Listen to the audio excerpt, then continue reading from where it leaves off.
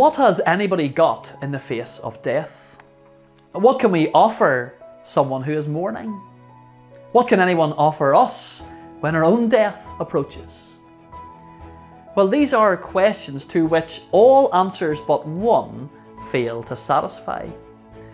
But that one answer is a big part of why the person who shared this video with you wants you to follow Jesus. When the bitter taste of death is experienced, the support of family and friends is really important in helping the brokenhearted to navigate each new day.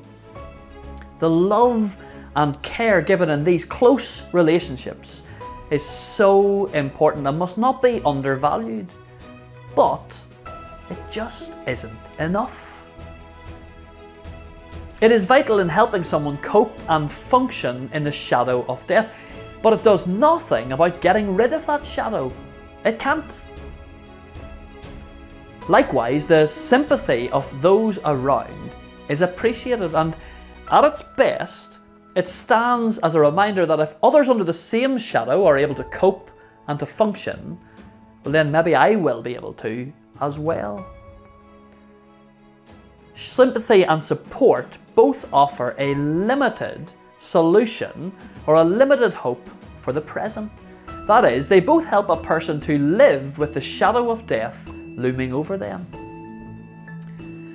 The poem Stop the Clocks does a great job of describing this shadow, of communicating the devastation that death brings. Here is the last verse, but you may want to read it all, it's interesting. The stars are not wanted now, put out every one. Pack up the moon and dismantle the sun, pour away the ocean and sweep up the wood, for nothing now can ever come to any good. Death feels like a beautiful book that has had the end chunk rudely ripped away. The story wasn't supposed to finish yet. Whilst loved ones offer support and those around offer sympathy, well, all the ideology of atheism can offer is shrugged shoulders. Death's just something that happens. It is a fact of life, and looking for any greater meaning is a waste of time, since we're just a collection of molecules anyway. But we long for something greater than this. We long for some light to come and chase away the shadow. In fact, shrugged shoulders and sympathy and even support are almost offensively inadequate whenever a person honestly contemplates their own mortality, or tries to process the death of their child, or their partner, or their parent, or their friend.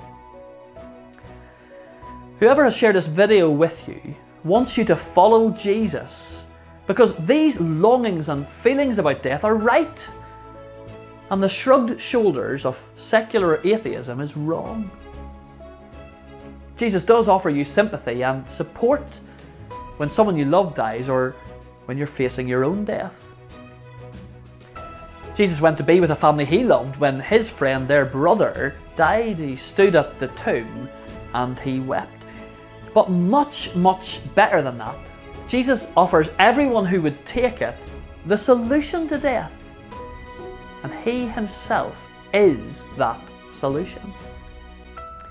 As Jesus got closer and closer to his crucifixion, he spoke clearly with his disciples about what was ahead of him. And in Mark's Gospel, one of the eyewitness accounts of Jesus' life, 3 times in quick succession, he tells his followers that he's going to die, and then 3 days later, he will rise again. And he did. The tomb was empty. Hundreds saw the risen Jesus.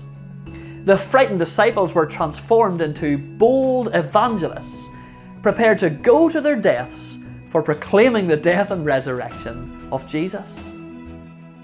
Staunch Jews abandoned meeting together on the Sabbath, along with a whole host of other religious traditions, and very quickly associated themselves closely with Jesus. And 2,000 years later, the gospel of Jesus Christ continues to transform the lives and deaths of millions across the globe. We want you to follow Jesus because his death and resurrection prove his words to be true. Words that you may have heard at many funerals. If I go and prepare a place for you, I will come back and take you to be with me where I am. Following Jesus doesn't dilute the agony of death for anyone. But where all other beliefs offer at worst shrugged shoulders, and at best sympathy and support, the forgiveness of sins and the resurrection accomplished by Jesus Christ shines everlasting light onto the terrible shadow of death.